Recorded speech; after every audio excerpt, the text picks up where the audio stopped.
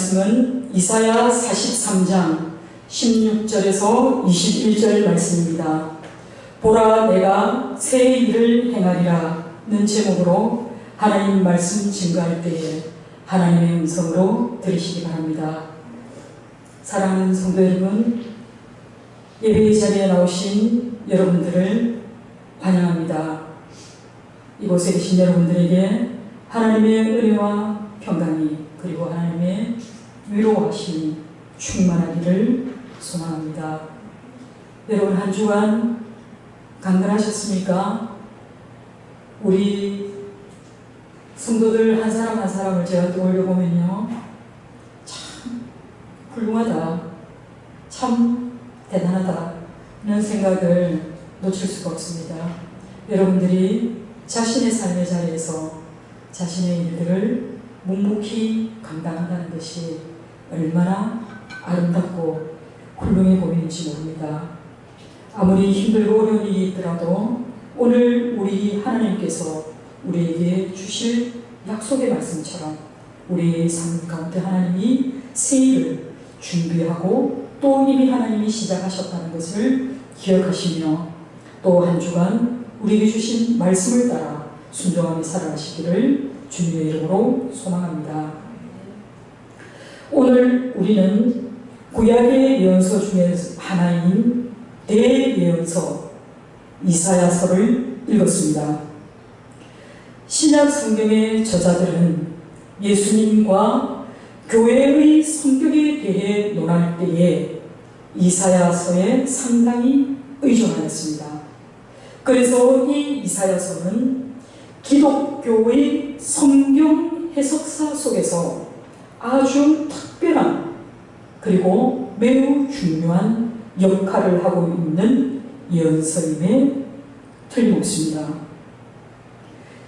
이사야서를 살펴보면요, 재미있는 관점이 있습니다. 관점이라면 좀 그러네. 독특한 점이 있습니다. 그게 뭐냐면요, 여러분, 이사야서가 몇 장으로 되어 있는지 아십니까? 이사야서는 66장으로 되어 있습니다. 그리고 우리 손에 들려있는 이 성경은 몇 권으로 되어 있습니까? 네, 그렇습니다. 66권입니다. 근데 또 재밌는 것은 우리가 구약은 몇 권입니까? 39권입니다. 39, 27. 신약은 27권입니다. 그런데 이 이사야서 내용을 살펴보면요, 1장에서 39장의 내용은 심판과 저주의 말씀으로 되어 있습니다. 그러면 나머지 27장, 즉 40장에서 66장까지는 회복과 위로의 말씀으로 구성되어 있다는 것입니다. 다윗이 통일 이스라엘 왕국을 이루었다면 이제 그의 아들인 솔로몬과 또 솔로몬의 아들인 르호보암에 이르러서 이 두 왕국은 결국은 이 왕국은 어떻게 됩니까? 결국은 남북으로 분열되는 지경에 이르게 됩니다. 이스라엘의 분열의 원인에 대해서 성경은 크게 두 가지로 말씀하고 있는데요, 그 첫 번째는 바로 솔로몬의 범죄입니다. 그리고 두 번째는 그의 아들 르호보암의 교만함 때문입니다. 솔로몬은 도대체 하나님 앞에 어떤 범죄를 저질렀을까요? 그것은 바로 솔로몬이 하나님의 말씀을 버렸다는 것입니다. 하나님께서 솔로몬에게 세상 그 누구에게도 준 적이 없는 모든 복이라는 복을 다 쏟아 부어주셨을 때에는 솔로몬이 어떤 상태였습니까? 그가 오로지 하나님만을 예배하는 자로, 그리고 하나님의 백성들을 잘 다스리고자 하는 그 믿음의 고백이 있었기 때문에 하나님은 그를 너무나 사랑하셨습니다. 그래서 그에게 하나님께서 넘치도록 복을 주셨지만 결국 솔로몬은 하나님의 경고에도 불구하고 우상을 버리지 못했습니다. 그리고 그가 아내로 맞은 그 이방 여인들이 가지고 온 그 각종 우상들에 스스로 빠져들어 그 우상들을 섬겼다는 것입니다. 솔로몬의 아들 르호보암은 그의 교만함 때문에 이스라엘이 망했다, 분열되었다 라고 성경은 기록합니다. 솔로몬이 성전을 짓는데 7년이라는 시간을 사용했습니다. 그리고 난 후에 13년에 걸쳐서 자기가 살 궁전을 짓게 하였습니다. 매우 호사스럽게 건축하였습니다. 그게 솔로몬 혼자 살 수 있는 일입니까? 그 일을 감당하려면 많은 사람들이 투입되어야 하는데 대부분 그의 백성들이 그 노역에 참여했다는 겁니다. 성전을 짓기 위해서 다윗이 모든 것을 다 마련해 주었다면 자신의 궁전을 짓기 위해서 백성들은 과중한 세금을 감당해야 했습니다. 그런데 무엇보다도 이스라엘 백성들을 괴롭혔던 것은 그들이 노역에 동원됐다는 것입니다. 이스라엘 백성들은 어떤 것을 경험한 사람들입니까? 그들은 400년을 애국에서 노예로 살았던 백성들입니다. 과연 하나님께서 이 왕들의 통치 방법을 좋아하셨겠습니까? 결코 그렇지 않습니다. 20년 동안 성전을 짓고 궁전을 짓느라고 백성들은 너무나 지치고 또 피폐해졌습니다. 그래서 르호보암이 왕위에 오르게 되었을 때 그곳의 장로들이 새로 오른 왕 르호보암에게 선정을 베풀라고 조언합니다. 그리고 백성들의 노역을, 그 강제 노역을 좀 덜어주라고 요청하게 됩니다. 그러나 르호보암은 그 장로들의 말에 귀를 기울이지 않습니다. 그리고 그와 함께 자란 성경은 소년이라고 기록하고 있습니다. 어찌 보면 모든 사고가 완숙하지 못한 그 어린 사람들과 의논하여서 르호보암이 대답합니다. 열왕기상 12장 10절에 나의 새끼손가락이 내 부친의 허리보다 굵다라고 얘기합니다. 이 말이 무엇입니까? 나의 권세가, 나의 권력이 내 아버지 솔로몬보다 더 강력하다는 그런 뜻입니다. 그리고 12장 14절에서 그는 내 부친은 채찍으로 그들을 징치하였으나 나는 정갈 채찍으로 그들을 징치하리라고 대답합니다. 폭정을 예고하는 르호보암의 이 끔찍하기 짝이 없는 통치 방향에 대한 얘기를 듣고 이스라엘의 열지파들이 등을 돌리게 됩니다. 이렇게 해서 통일 이스라엘은 BC 920년에 북이스라엘과 남유다 왕국으로 나뉘게 되었습니다. 이렇게 분열된 남유다 왕국과 북이스라엘 왕국은 결국 멸망의 길로 가게 됩니다. 북이스라엘 왕국은 BC 722년에 멸망하게 되는데요. 그 사이 200년 동안 19명의 왕이 지배하게 됩니다. 200년 동안 19명입니다. 한 왕이 10년도 채우기 어려운 그런 왕들이 속출해 됩니다. 1년도 채 못 간 왕들이 훨씬 많습니다. 그만큼 불안한 국가를 운영하다가 멸망하게 됩니다.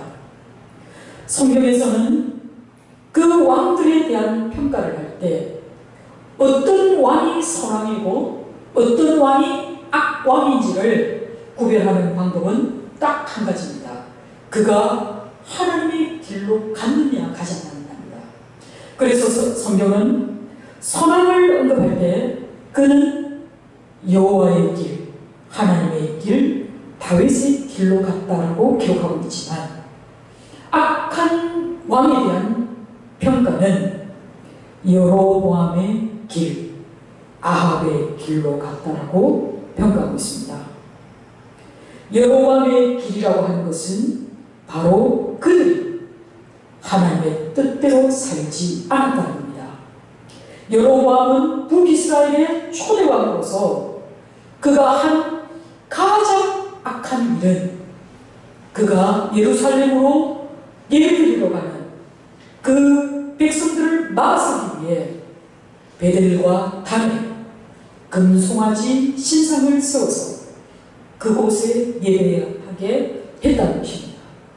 결국은 이스라엘 백성들을 우상 숭배의 길로 인도하였기 때문에 결국은 722년에 아수르에 의해서 멸망당하게 되었습니다. 남유다 왕국 형편은 어떻습니까? 남유다 왕국은 그래도 북이스라엘보다는 150년 정도 더 오래 유지됩니다. 350년 동안 남유다에는 20명의 왕이 재위하였습니다. 남유다 왕국의 특징을 좀 살펴보면요, 이들은 처음에는 하나님을 잘 믿습니다. 그런데 끝에 가서는 하나같이 하나님을 멀리하게 되었다는 것이 이들의 특징입니다. 그래서 남유다도 결국은 바벨론에 의해서 BC 586년에 멸망하게 되었습니다. 그렇다면 오늘 우리가 보고 있는 이 이사야 선지자는 언제 활동한 선지자일까요? 그는 성경에 보면 이사야 선지자는 남유다에서 주전 8세기 중엽에 활동했던 선지자로 기록되어 있습니다. 이사야 6장 1절에 이사야가 유다왕 우시야가 죽던 해에 하나님께로부터 소명을 받았다라고 기록하고 있습니다. 이사야는 성전에 머물렀던 그런 제사장입니다. 그러나 그가 하나님으로부터 소명을 받은 것은 이사야가 죽던 해라고 성경은 기록하고 있습니다. 그 이후로 우시야의 아들 요담과 그리고 아하스를 거쳐서 히스기야 왕에 이르기까지 주전 700년까지 그가 예언 활동을 했다라고 성경은 우리에게 말씀하고 있습니다. 여러분, 제가 북이스라엘이 언제 멸망했다고 얘기했습니까? 722년에 멸망했다고 얘기했습니다. 그런데 이사야가 지금 이 말씀을 하나님께 듣고 전한 시기는 BC 742년입니다. 그렇다면 북이스라엘은 멸망을 지금 20년을 남겨둔 시점에 이사야 선지자가 하나님의 말씀을 대언했다는 것입니다. 이사야가 북이스라엘의 멸망만 얘기한 것이 아닙니다.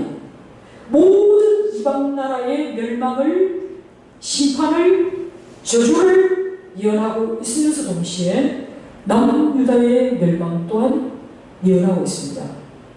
그 남유다는 언제 멸망합니까?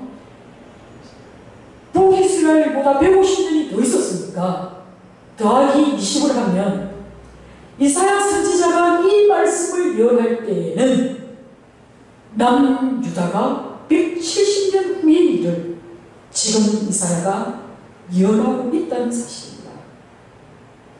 우리가 예언서를 읽을 때 주목해야 할 것은 항상 하나님의 예언이 먼저 있습니다.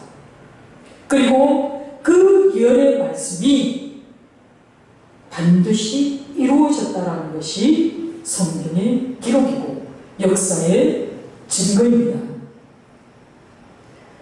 이사야가 활동했던 당시 남유다 왕국은요, 요시아가 아니고 우시아, 제가 아까도 요시아라고 얘기했습니까? 우시아입니다. 우시아와 요담이 다스리던 그 68년이라는 아주 긴 세월 동안 남유다가 분열된 상태에서 가장 국운이 융성했던 시기였습니다. 이때는 북이스라엘도 마찬가지입니다. 북이스라엘에는 여로보암 2세가 지배했던 당시이고, 이때는 이스라엘 영토가 말할 수 없이 넓어지던 그런 시기입니다. 그러나 선지자의 눈에는 겉으로 보이는 현실이 선지자의 눈에 보이는 현실과 너무나 차이가 있다는 것을 우리는 알게 됩니다. 현실 세계에서 보는 그 겉으로 보이는 세계는 나라가 부유하고 나라의 힘이 강하고 그리고 스스로 태평성대라고 노래하였지만, 선지자 눈에는 고통받는 백성들의 울부짖음과 그리고 그들의 눈물이 보였던 것입니다. 그리고 억압과 착취가 너무나 더 센 그 시대를 선지자는 보았던 것입니다. 그리고 그 당시 주변 정세는 너무나 열강들이 격동하던 그런 시기였고, 특히 대제국이었던 그 아수르의 그 강력한 위협 속에서 조그마한 소국들, 조그마한 나라들, 어떻게 하면 이 나라를 보존할 수 있을까라고 고민하였던 그 시기가 바로 이사야가 활동하던 시기였다는 것입니다. 그러면 의문이 생기죠. 이렇게 강력한 나라가 있는데 어떻게 우시아 때, 여로보암 2세 때 나라가 강성할 수 있습니까? 라는 의문이 생깁니다.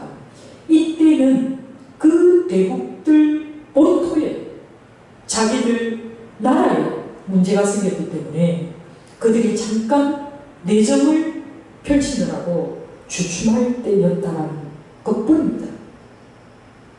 이런 현실 속에서 앞서 언급한 것처럼 이사야 1장부터 39장 말씀은 심판과 저주의 말씀이라면, 오늘 우리가 살펴볼 본문의 말씀은 40장에서 66장까지 위로와 회복의 말씀 가운데 있는 말씀입니다. 심판하시나 회복하시는 하나님께서 14절과 15절에 하나님 스스로를 이스라엘의 거룩한 자로서 하나님을 소개하고 있습니다. 그리고 구원자이자 구속자로서의 하나님을 말씀하고 있습니다. 이스라엘이 처음 국가로서 부름을 받았을 때 하나님께서는 자기 백성들에게 내가 거룩하니 너희도 거룩하라고 명령하셨습니다. 하나님의 거룩성은 곧 하나님이 세운 그 약속을 반드시 이루시는 데에서 분명하게 나타나고 있습니다. 이스라엘 백성들은요, 하나님을 잊고 살 때가 많았습니다. 그러나 우리 하나님은 하나님이 선택한 백성, 하나님이 선택한 자녀를 결코 잊은 적이 없습니다. 그리고 하나님은 결코 그들을 완전히 버린 적이 없습니다. 오히려 하나님은 그들의 구원자이자 구속자가 되셨는데요, 이는 바로 하나님이 거룩하시기 때문입니다. 하나님께서는 자기 백성들이 비록 죄로 인해서 징계를 받고 바벨론으로 포로로 끌려가겠지만 하나님이 이스라엘을 애굽에서 구원해 주셨던 것처럼 이제 바벨론의 압제로부터 그들을 구출해낼 것이고, 그리고 그들을 가나안에 준 그의 땅에서 회복해 주실 것을 또한 약속해 주셨습니다. 그러면서 하나님은 이렇게 말씀합니다. 너희는 이전의 일을 기억하지 말며 옛날 일을 생각하지 말라고 말씀합니다. 이스라엘 백성들이 대대로 기억하고 있던 그 이전의 일, 그것은 도대체 무엇일까요? 그렇습니다. 출애굽 사건입니다. 출애굽 사건은 구약에서 하나님의 가장 위대한 구원 사건의 현장이 바로 출애굽입니다. 출애굽기는 자기 백성을 압제로부터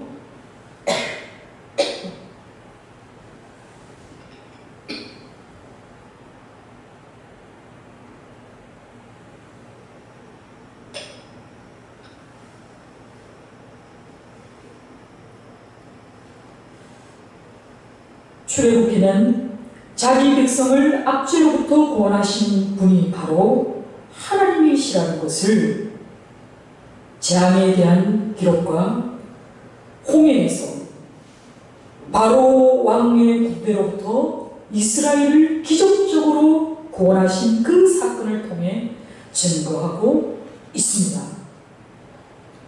출애굽 사건이 가장 극적인 장면은 홍해를 건너가는 이스라엘 백성들 뒤를 추격해오는 바로의 전차 부대의 추격심일 것입니다. 애굽에서의 탈출과 홍해 횡단 사건은 하나님 구원 사역의 정수를 말해주고 있습니다. 이 하나의 구원 사건 속에서 우리는 하나님이 초자연적인 법칙으로 바다를 갈라 자기 백성을 구원했다는 것을 보게 됩니다. 그리고 또 하나님은 다시 바닷물을 덮어서 하나님의 명령을 어긴 자들을 심판하신 것을 보게 됩니다. 하나님께서 권능으로 이스라엘과 함께 하신다는 것은 가장 극적으로 보여준 그 곳이 바로 바다입니다. 이 놀라운 일은 구원의 순간과 그리고 그 이후에 불렸던 이스라엘 백성들의 출애굽 사건에 대한 그 장엄한 노래 속에서, 그리고 이 출애굽 사건이 이스라엘 백성들의 기억과 그의 삶 속에 고스란히 남아있었다는 것에서 알 수 있습니다. 하나님께서는 자신이 용사가 되어서 그들을 인도하셨다는 것, 용사로서의 하나님을 처음으로 표현한 것이 바로 이 출애굽입니다. 출애굽기 15장 3절에서 4절에 보면요, 여호와는 용사시니 여호와는 그의 이름이시로다. 그가 바로의 병거와 그의 군대를 바다에 던지시니 최고의 사령관들이 홍해에 잠겼고. 아멘. 출애굽 때의 구원은 이스라엘 백성들이 경험한 하나님에 대한 경험입니다. 이스라엘 백성들이 하나님을 이해하게 된 그 놀라운 사건이 바로 이 출애굽 홍해 사건입니다. 이 사건이 얼마나 중요했던지 출애굽이라는 이 주제를 신약 성경과 구약 성경에서 계속적으로 활용하고 있다는 것을 우리는 성경 전체를 통해 알 수 있습니다.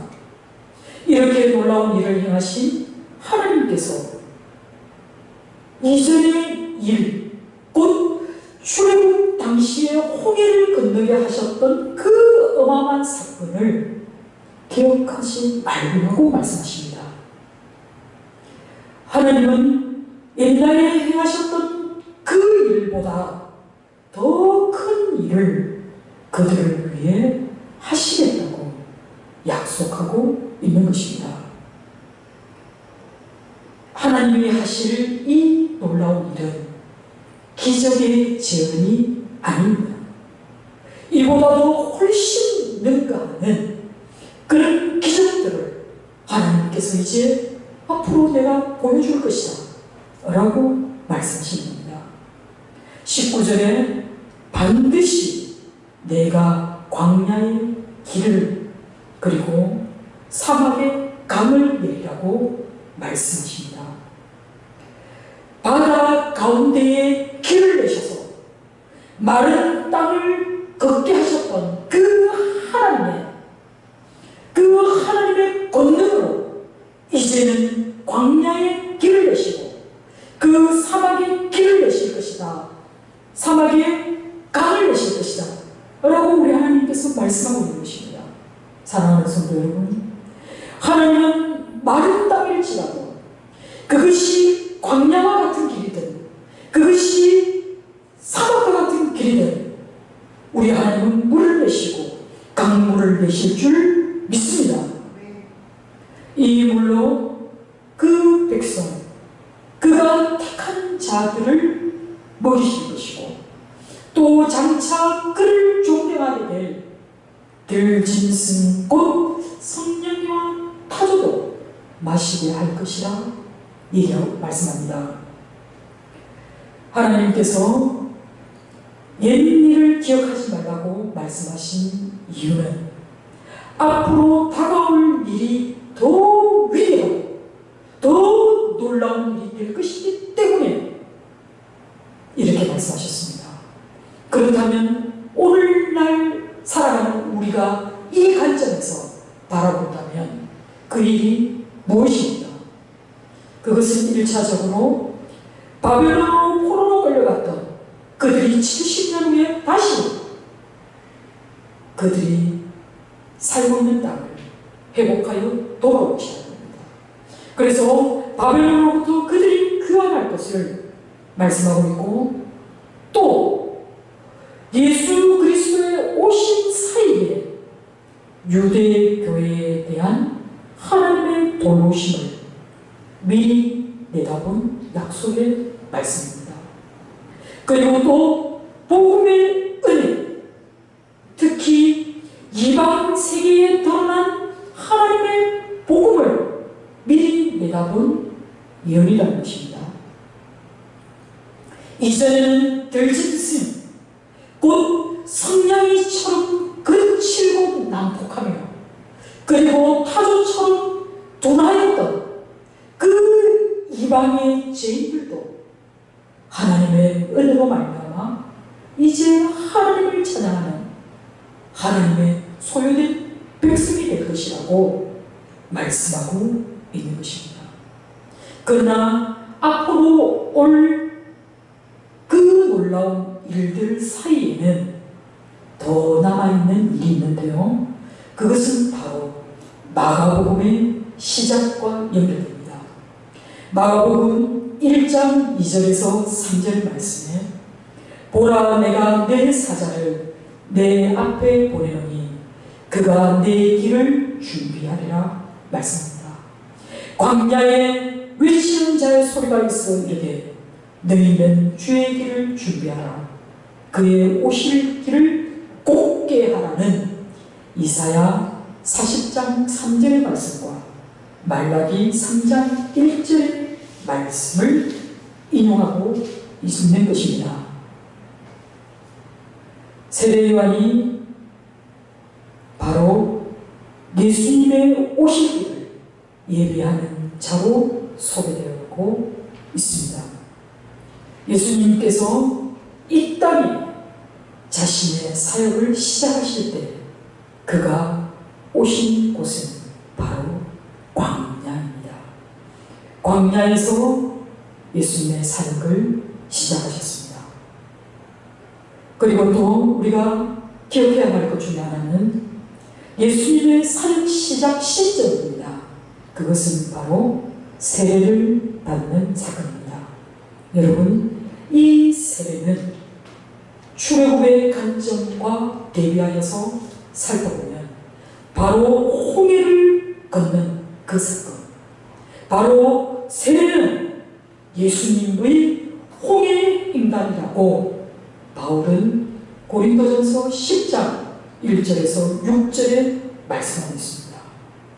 세례를 받고 난 뒤에 예수님은 어디로 가십니까? 다시 광야로 가십니다. 예수님의 광야 40일은, 그리고 그 40일 동안의 시험을 경험하신 그것은 바로 이스라엘 백성들이 40년 동안 광야를 경험한 사건과 상응한다고 마태복음 4장 1절에서 11절은 증언하고 있습니다. 우리가 주목해야 할 점은 예수님께서 광야에서 받으신 이 세 가지의 유혹, 이 세 가지의 시험은 모든 이스라엘 백성들이 광야에서 경험했던 그 시험과 관계가 있다는 것입니다. 이스라엘 백성들은 광야에서 그 모든 시험 앞에서 무너졌지만, 그 시험에 굴복했지만, 우리 주님께서는 이 모든 시험을 이겨내셨습니다. 예수님의 시험을 이겨내실 때 사용하셨던 성경 본문이 어디의 본문인지 여러분 아십니까? 그것은 바로 신명기입니다. 신명기 말씀은 어떤 말씀입니까? 이제 눈앞에 가나안 땅을 두고 모세가 광야 이세대들에게 신신당부를 하고 있는 그 세 편의 설교의 말씀입니다. 너희들이 광야에서 살았던 것처럼 이제 다시 그렇게 살아서는 안 된다라고 모세가 그의 설교 속에서 당부하고 있는 이 훈계의 말씀을 예수님께서는 자신의 사역을 통해서, 순종을 통해서 이 모든 유혹들을 이겨내시고 또 제자들과 무리에게 본인되어 주셨습니다. 따지고 보면 예수님께서는 이 지상에서의 사역 중에서 출애굽을 완성하셨습니다. 그렇다면 오늘날을 살아가는 우리 그리스도인들은 출애굽의 마지막에 올 그 안식, 곧 약속의 땅, 약속된 하늘, 즉 새하늘과 새 땅에 들어가기 위해서 다가올 미래를 바라보면서 비록 우리가 지금 살아가는 인생길이 광야와 같을지라도 또 나그네와 같은 삶일지라도 우리는 이 순례의 길에서 오직 하나님만을 바라보며 하나님의 말씀에 순종하며 나아가야 할 줄 믿습니다. 이렇게 성경이 증거하는 하나님의 놀라운 은혜 사건은 지금처럼 역사를 관통하고 있다는 것을 알아야 합니다. 하나님께서는 오늘날에도 우리를 향한 새 일을 행하시기를 원하십니다. 여러분, 출애굽기는 애굽에서 나온 사건을 다루고 있습니다. 그렇다면 지금 여러분의 삶은 어떻습니까? 지금 여러분은 혹시 애굽에 머물러 종살이를 하고 있지는 않습니까? 아니면 종살이를 하는 곳에서 탈출하여 하나님이 행하신 모든 일을 대망하는 삶의 자리에서 하나님 나라를 꿈꾸며 하나님 나라가 이 땅에서 실현되기를 바라며 전진하며 나아가는 그런 삶을 살고 계십니까? 하나님께서 왜 이스라엘 백성들을 또 왜 우리를 출애굽시켰을까요? 여러분 생각해 보셨습니까? 그것은 바로 하나님의 성품 때문입니다. 우리 하나님은 고통 가운데 하나님을 찾는 사람, 고통 중에 하나님께 부르짖는 사람을 결코 외면하지 않으십니다. 출애굽의 시작이 하나님이 그들의 부르짖음을 들으시고 그들의 형편을 살피셨고 그래서 친히 오셨던 것처럼 우리의 하나님은 우리의 삶의 자리에 우리를 옥죄고 있는 모든 속박으로부터 하나님의 자녀, 하나님의 백성을 해방시키기 원하시는 분이 바로 우리 하나님이심을 기억하시기 바랍니다. 그러나 하나님께서 우리를 구원하셨다는 것보다 더 중요한 이유가 있습니다. 그것은 바로 내 백성을 보내라. 그들이 나를 섬길 것이라는 것입니다. 이 말은 달리 얘기하면 애국으로부터 보내는 것, 즉 해방도 중요하지만 더 중요한 것은 이 해방이 갖는 목적이라는 것입니다. 하나님께서 무엇을 위해 이들을 해방시켰냐는 것입니다. 달리 얘기하면 하나님께서 이만큼 많은 사람들 중에 왜 하필이면 나를 구원해 주셨을까? 하나님의 선한 뜻이 우리를 구원하신 가운데 있기 때문입니다. 하나님께서 이들을 구원하신 목적은 하나님을 예배하는 백성으로 삼으시기 위해서 해방하셨다 말씀입니다. 우리는 죄로부터 구원받았다는 것에 관심이 많습니다. 구원받았다라는 그 이유로 나는 이제 어떤 것을 해도 나는 하늘나라 갈 수 있어 라는 생각에 우리는 많이 안도해합니다. 그러나 사랑하는 성도 여러분, 우리는 하나님께서 무엇을 위해 우리를 구원해 주셨는지 깊이 생각해 보아야 할 것입니다. 21절 말씀에 하나님은 이 백성은 내가 나를 위하여 지었다라고 말씀합니다. 그렇기 때문에 나는 이 일을 그들을 위해 할 것이며 그들은 나의 찬송을 부르게 될 것이라 말씀합니다. 하나님이 내 삶에 친히 찾아오셔서 행하신 그 모든 구원의 역사, 그 구원받은 자로서 내가 하나님의 백성으로 성화된 삶을 살아가는 내가 그 삶 속에서 늘 살아계시고 나와 동행하시고 또 나를 위해 행하시는 그 하나님의 놀라운 일을 보고 내 입술이 내 영혼이 하나님을 찬양하게 될 것이라 얘기하는 것입니다. 사랑하는 성도 여러분, 새 하늘과 새 땅과 새 사람은 하나님의 뜻을 따라서 하나님께서 창조한 사람입니다. 하나님께서 우리를 만드셨기 때문에 하나님은 우리에게 가장 필요한 것이 무엇인지를 아십니다. 하나님은 우리를 때에 따라서 먹여주실 것이고 또 하나님은 우리가 실족치 않도록 우리를 눈동자와 같이 지켜주실 것이고 또 우리가 가는 모든 길에 선을 행할 수 있도록 성령 하나님의 인도하심 따라 살아갈 수 있도록 해주실 분이 바로 우리 하나님이십니다. 사랑하는 성도 여러분, 그렇기 때문에 우리의 삶 자체가 살아계신 하나님을 증거하는 그런 삶이 되어야 할 줄 믿습니다. 성령의 능력을 받아서 부끄러움과 두려움 없이 하나님을 증거하는 그런 아름답고 복된 삶을 살아가는 성도 여러분들이 다 되시기를 주님의 이름으로 축원합니다. 그리고 우리 교회가 영화로우신 하나님을, 아름다우신 우리 주 예수 그리스도를 간절히 소망하고 찬양하고 증거하는 그런 이 시대에 쓰여받는 그런 순전한 교회가 되기를 여러분 함께 기도해 주시기 바랍니다. 기도하겠습니다.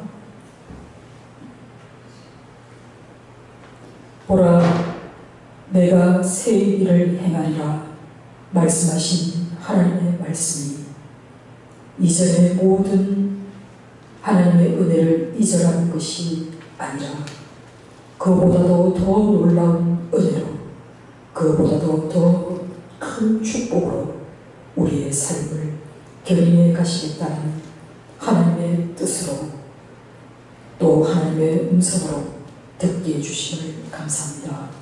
아버지 하나님, 우리의 삶의 자리가 척박하고 어려울지라도 우리가 신실하게 의지하는 하나님은 거룩하신 하나님이시고 우리를 모든 불의한 곳에서 구원해 주신 하나님이심을 믿기에 찬양하며 경배하는 마음으로 예배에 임하게 하시고 또 말씀 듣게 해주셔서 감사합니다. 예수님의 이름으로 기도드립니다. 아멘.